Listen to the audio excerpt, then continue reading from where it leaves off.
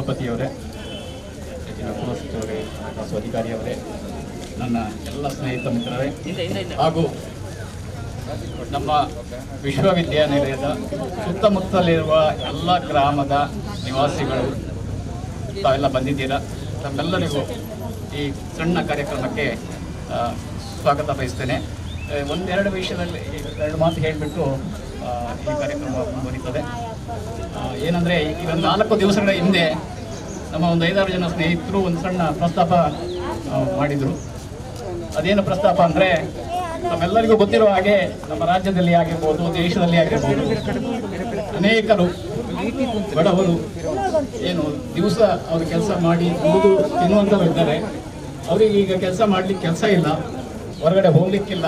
ಹಾಗಾಗಿ ಕಷ್ಟದಲ್ಲಿ ಇರ್ಬೋದು, ಕೆಲವರು ಇರ್ಬೋದು ಅಂಥವ್ರನ್ನ ಗುರುತಿಸಿ ಒಂದು ಸ್ವಲ್ಪ ಸಾಮಗ್ರಿಗಳನ್ನು, ಇನ್ನು ಪ್ರತಿ ಕುಟುಂಬಕ್ಕೆ ಬೇಕಾಗಿರೋ ಅಡುಗೆ ಮಾಡಲಿಕ್ಕೆ ಬೇಕಾಗಿರುವಂಥ ಸಾಮಗ್ರಿಗಳನ್ನು, ಒಂದು 10 ಬಗೆಯ ಸಾಮಗ್ರಿಗಳನ್ನು ಕೊಡೋಣ ಅಂತ ಹೇಳಿ ಪ್ರಸ್ತಾಪ ಮಾಡಿದರು. ಆಗ ತಕ್ಷಣ ನಾವು ನಮ್ಮ ಕುಲಪತಿಯವರ ಹತ್ರ ಈ ಪ್ರಸ್ತಾಪವನ್ನು ಮಂಡಿಸಿದೆವು.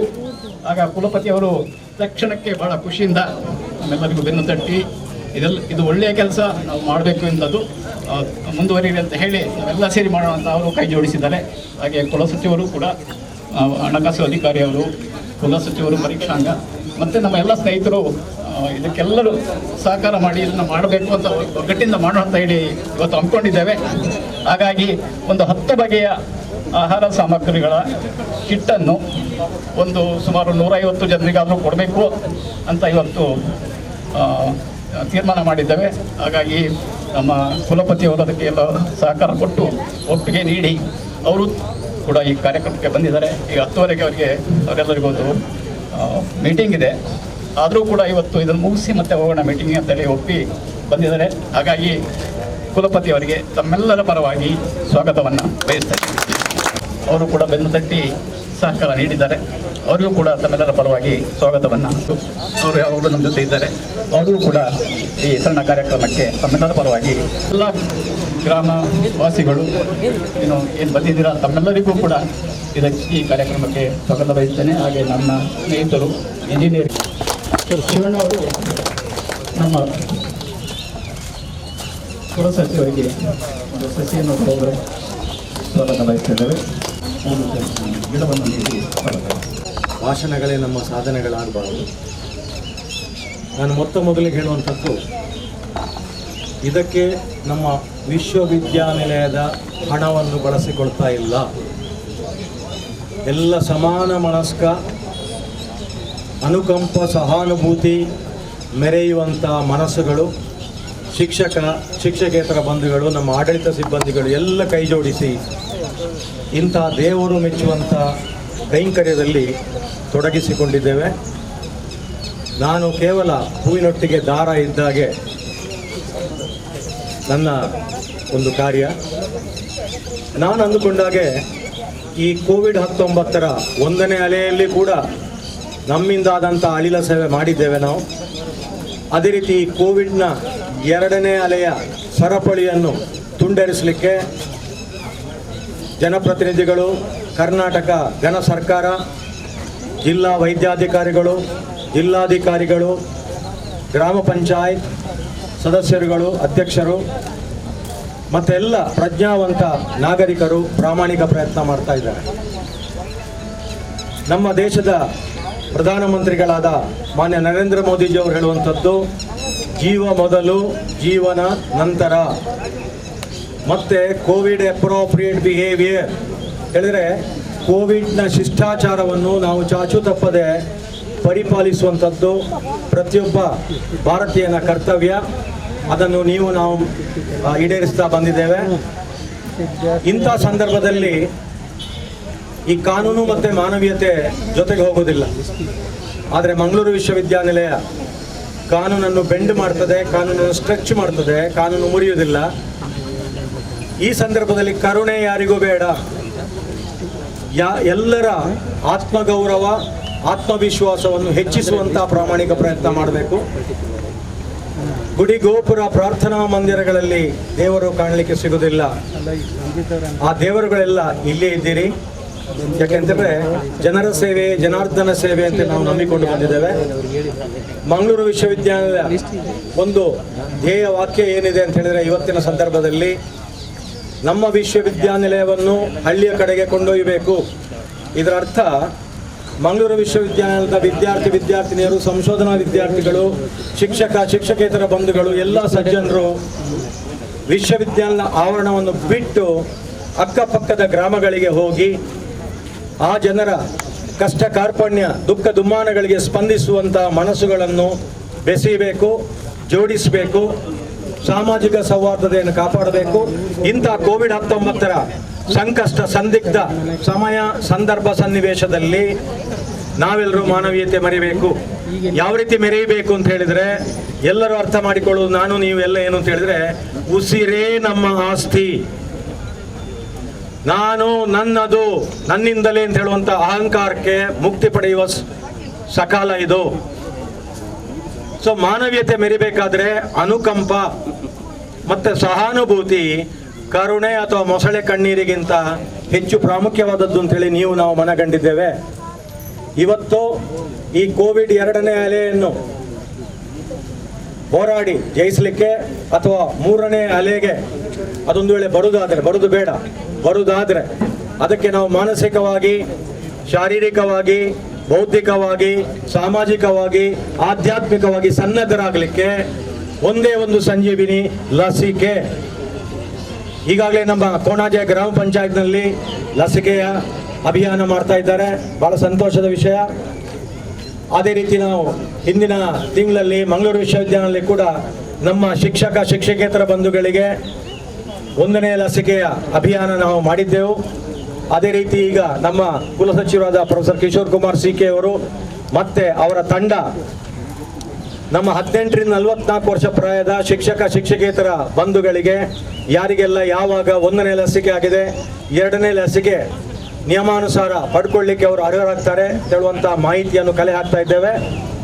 ಈ ಮಾಹಿತಿಯನ್ನು ಕ್ರೋಢೀಕರಿಸಿ ನಮ್ಮ ಜಿಲ್ಲಾ ವೈದ್ಯಾಧಿಕಾರಿಗಳಿಗೆ, ಜಿಲ್ಲಾಧಿಕಾರಿಗಳಿಗೆ ನೀಡಿ ನಮ್ಮ ಗ್ರಾಮ ಪಂಚಾಯತಿನ ಸಹಯೋಗದಲ್ಲಿ ಮತ್ತು ನಮ್ಮ ಪ್ರಾಥಮಿಕ ಆರೋಗ್ಯ ಇಲಾಖೆಯ ಅಥವಾ ಆರೋಗ್ಯ ಘಟಕದ ಮೂಲಕ ನಾವು ಕೂಡ ಇನ್ನೊಂದು ಅಭಿಯಾನವನ್ನು ಸದ್ಯದಲ್ಲಿ ನಡೆಸಲಿಕ್ಕೆ ಮಂಗಳೂರು ವಿಶ್ವವಿದ್ಯಾಲಯ ತಯಾರಿ ಮಾಡ್ತಾ ಇದೆ ಅಂತ ಹೇಳುವಂಥದ್ದು ಬಹಳ ಪ್ರಾಮುಖ್ಯವಾದ ಅಂಶ ಇಲ್ಲಿ. ಸೊ ಲಸಿಕೆ ತಗೊಳ್ಳಿಕ್ಕೆ ಹಿಂದೆ ಮುಂದೆ ನೋಡೋದು ಬೇಡ, ಪ್ರತಿಯೊಬ್ಬರು ತಗೊಳ್ಬೇಕು. ಈಗ ನಾವು ತಿಳಿದ ಹಾಗೆ ಲಸಿಕೆ ಈ ಜೀವ ಯಾವುದು ಈ ಏನಾಗುತ್ತೆ, ಸಾವಿನ ದವಡೆಯಿಂದ ಹೊರಗೆ ಬರಲಿಕ್ಕೆ ನಮಗೆ ಸಂಜೀವಿನಿ. ಇಂಥ ಸಂದರ್ಭದಲ್ಲಿ ಈ ಲಾಕ್ಡೌನ್ ವೇಳೆಯಲ್ಲಿ ನೀವು ಅರ್ಥ ಮಾಡಿಕೊಂಡ ಹಾಗೆ ಏನು ಅಂತ ಹೇಳಿದರೆ, ಮನೆ ಮಂತ್ರಾಲಯ ಹಾಗೆ ಹೇಳಿ ಕೈ ಕಟ್ಟಿ ಕುಳಿತರೆ ಹೊಟ್ಟೆ ಸುಮ್ಮನೆ ಇರೋದಿಲ್ಲ. ಮನೆಯಲ್ಲಿರುವ ಮಕ್ಕಳು, ವಯೋವೃದ್ಧರು, ಅವರಿಗೂ ಕೂಡ ಹೊಟ್ಟೆ ತುಂಬಿಸಬೇಕು. ನಮಗೆ ಕೊನೆಗೆ ಬೇಕಾಗುವಂಥದ್ದು ರಾತ್ರಿ ಮಲಗುವಾಗ ಶಾಂತಿ, ನೆಮ್ಮದಿ, ಅದಿದ್ದರೆ ಸುಖ ಸಂತೋಷ ನಮಗೆ ಬರುತ್ತೆ.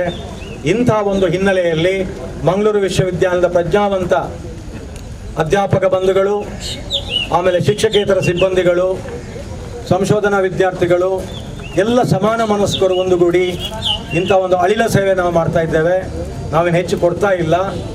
ಇದು ಇನ್ನು 2ನೇ ಹಂತಕ್ಕೆ ನಾವು ಹೋಗುವಂಥ ಒಂದು ಏರ್ಪಾಡಕ್ಕಿದೆ. ಯಾಕಂದರೆ ಎಲ್ಲರಿಗೆ ಇಲ್ಲಿ ಕೊಡಲಿಕ್ಕಾಗಲಿಲ್ಲ. ಇವತ್ತು ಸಾಂಕೇತಿಕವಾಗಿ ಸರಳವಾಗಿ ಕೋವಿಡ್-19 ಶಿಷ್ಟಾಚಾರವನ್ನು ಪರಿಪಾಲಿಸಿ ಇಂಥ ಒಂದು ಕಾರ್ಯಕ್ರಮ ನಾವು ಆಯೋಜಿಸಿದ್ದೇವೆ. ಈ ಕಾರ್ಯಕ್ರಮ ಆಯೋಜಿಸಲಿಕ್ಕೆ ಯಾರೆಲ್ಲ ನಮ್ಮ ಮಂಗಳೂರು ವಿಶ್ವವಿದ್ಯಾನಿಲಯಕ್ಕೆ ಸಹಕಾರ ನೀಡಿದರೋ ಅವರಿಗೆಲ್ಲರಿಗೂ ಕೂಡ ಮಂಗಳೂರು ವಿಶ್ವವಿದ್ಯಾಲಯ ಪರವಾಗಿ ಮತ್ತು ನನ್ನ ವೈಯಕ್ತಿಕ ನೆಲೆಯಲ್ಲಿ ಹೃತ್ಪೂರ್ವಕ ಅಭಿನಂದನೆಗಳನ್ನು ಸಲ್ಲಿಸ್ತಾ ಇದ್ದೇನೆ.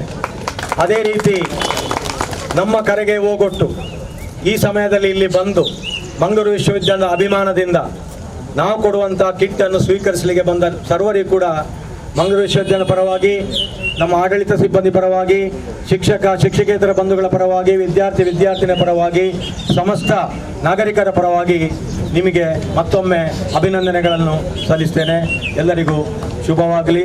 ಆರೋಗ್ಯವೇ ಭಾಗ್ಯ. ಜೈ ಹಿಂದ್, ಜೈ. ಕಷ್ಟಕ್ಕೆ ಒಳಗಾಗಿರುವ ನಮ್ಮ ಸುತ್ತಮುತ್ತಲಿನ ಜನರಿಗೆ ಆಹಾರ ಸಾಮಗ್ರಿಗಳನ್ನು ಒದಗಿಸಿ ಸಹಕರಿಸುವ ಈ ಒಂದು ಸಂದರ್ಭದಲ್ಲಿ ನಮ್ಮ ಮಂಗಳೂರು ವಿಶ್ವವಿದ್ಯಾನಿಲಯದ ವಿವಿಧ ಸಂಘ ಸಂಸ್ಥೆಗಳ ಎಲ್ಲ ಉದ್ಯೋಗಿಗಳು ಒಂದೇ ವೇದಿಕೆಯಲ್ಲಿ ಈ ಕಾರ್ಯಕ್ರಮವನ್ನು ಆಯೋಜಿಸಿ ನಮ್ಮ ಸುತ್ತಮುತ್ತಲಿನ ಜನರ ಒಂದು ಸಹಕಾರಕ್ಕಾಗಿ ಹಾಗೆ ಸಾಮಾಜಿಕ ಕಳಕಳಿಯಿಂದ ಈ ಒಂದು ಕಾರ್ಯಕ್ರಮವನ್ನು ಆಯೋಜಿಸಿರುವುದಕ್ಕೆ ನಾನು ಎಲ್ಲರ ಪರವಾಗಿ ನಾನು ಅಭಿನಂದನೆಗಳನ್ನು ಹಾಗೂ ಕೃತಜ್ಞತೆಗಳನ್ನು ಸಲ್ಲಿಸ್ತಾ ಇದ್ದೇನೆ. ಈಗಾಗಲೇ ನಮ್ಮ ಕೋವಿಡ್ ಅಂತ ಈ ಮಹಾಮಾರಿಯಿಂದ ಬಹಳಷ್ಟು ಜನರು ಬಹಳಷ್ಟು ಸಂಕಷ್ಟಕ್ಕೆ ಒಳಗಾಗಿರುವುದು ನಮಗೆಲ್ಲರಿಗೂ ಗೊತ್ತಿರುವ ವಿಷಯ. ಸೊ ಆ ದೃಷ್ಟಿಯಿಂದ ನಾವು ವಿದ್ಯಾರ್ಥಿಗಳಿಗೆ ಮಾತ್ರ ಅಲ್ಲ, ನಮ್ಮ ಸುತ್ತಮುತ್ತಲಿನ ಜನರ ಹಾಗೆ ಊರಿನ ದೇಶದ ಜನರ ದೃಷ್ಟಿಯನ್ನು ಇಟ್ಕೊಂಡು ಸಾಮಾಜಿಕ ಕಳಕಳಿಯಿಂದ ಕಾರ್ಯಕ್ರಮವನ್ನು ಆಯೋಜಿಸುವುದು ಮಂಗಳೂರು ವಿಶ್ವವಿದ್ಯಾನಿಲಯದ ಒಂದು ಕೆಲಸ ಅಂತ ನಾನು ಈ ಸಂದರ್ಭದಲ್ಲಿ ಕೂಡ ತಿಳ್ಕೊಂಡಿದ್ದೇನೆ. ಹಾಗೆ ಈ ಸಂದರ್ಭದಲ್ಲಿ ಬಹಳಷ್ಟು ವ್ಯಕ್ತಿಗಳು, ಬಹಳಷ್ಟು ಉದ್ಯೋಗಿಗಳು ಸಂಕಷ್ಟಕ್ಕೊಳಗಾಗಿರುವುದಕ್ಕಂತೂ ಸತ್ಯ. ಸೊ ಆ ಒಂದು ದೃಷ್ಟಿಯಲ್ಲಿ ನಾವೆಲ್ಲರೂ ಸರ್ಕಾರಿ ಉದ್ಯೋಗಿಗಳಾಗಿರೋದ್ರಿಂದ ನಾವೆಲ್ಲರೂ ಕೂಡ ಆ ಬಗ್ಗೆ ಆಲೋಚನೆ ಮಾಡಿ ನಾವು ಜನರ ಕಷ್ಟಕ್ಕೆ ಸ್ಪಂದಿಸುವ ಒಂದು ದೃಷ್ಟಿಯಲ್ಲಿ ಈ ಕಾರ್ಯಕ್ರಮ ಆಯೋಜನೆಯಾಗಿದೆ. ಸೊ ಹಾಗೆ ನಾವು ವಿದ್ಯಾರ್ಥಿಗಳ ಮಾತ್ರ ಅಲ್ಲ, ಸಾಮಾಜಿಕವಾಗಿ ಕೂಡ ಇಂಥ ಕಾರ್ಯಕ್ರಮಗಳು ವಿಶ್ವವಿದ್ಯಾನಿಲಯದ ಮುಖಾಂತರ ನಡೀತವೆ ಅಂತ ಈ ಸಂದರ್ಭದಲ್ಲಿ ನಾನು ಹೇಳಲಿಕ್ಕೆ ಇಷ್ಟಪಡ್ತಾ ಇದ್ದೇನೆ. ಹಾಗೆ ನಾವೆಲ್ಲರೂ ಕೂಡ ಶಿಕ್ಷಕರಿದ್ದೇವೆ, ಬಹಳಷ್ಟು ಶಿಕ್ಷಕರ ಮಿತ್ರರು ಕೂಡ ಇಲ್ಲಿದ್ದಾರೆ.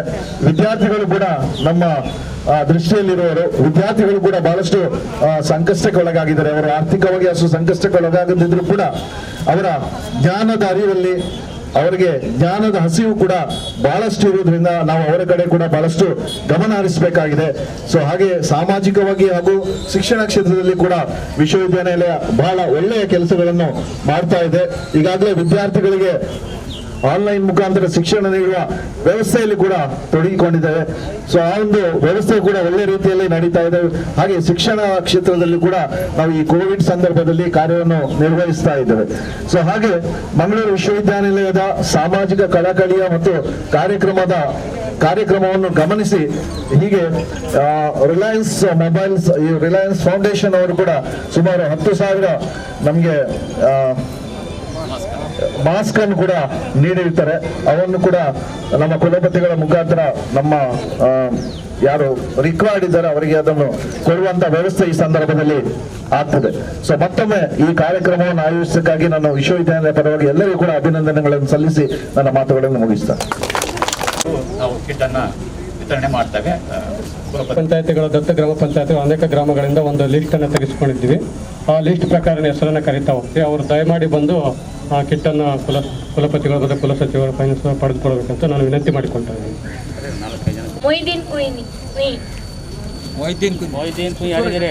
ಮೊಯ್ದೀನ್